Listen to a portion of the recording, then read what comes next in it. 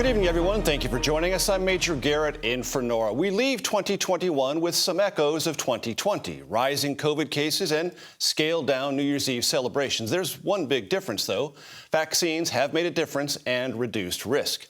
It's already 2022 in some parts of the world, of course, and in a few hours, New York City will greet the new year with a traditional ball drop, but a smaller crowd than originally planned.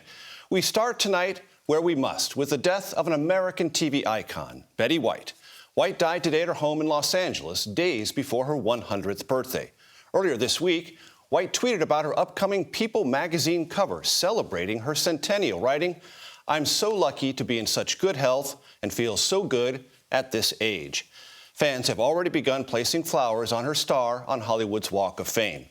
CBS's Bill Whitaker shows us the many ways in which Betty White made us laugh.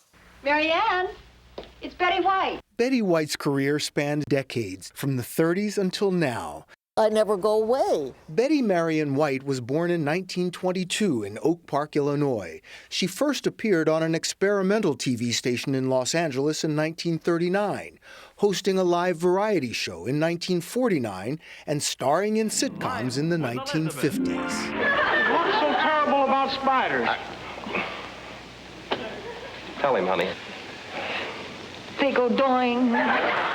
In the 60s, she hosted the Tournament of Roses parade and appeared on almost every game show you can think of, including Password, where she met and married her longtime love, the late Alan Ludden. Then came the role that was made for her.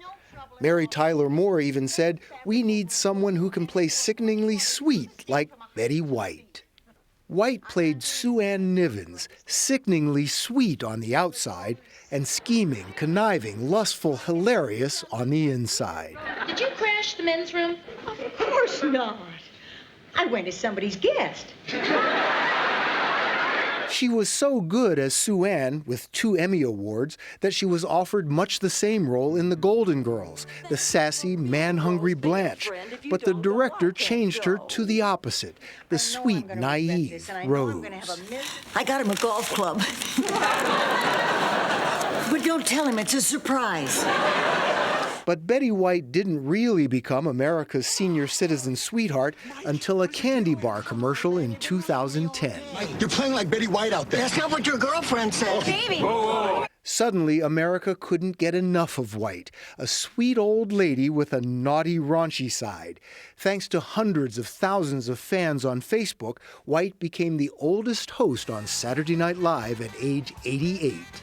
I didn't know what Facebook was. And now that I do know what it is, I have to say, it sounds like a huge waste of time.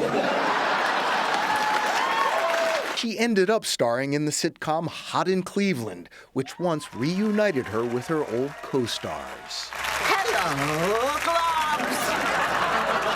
Looks like she made it after all. You're never too old for anything.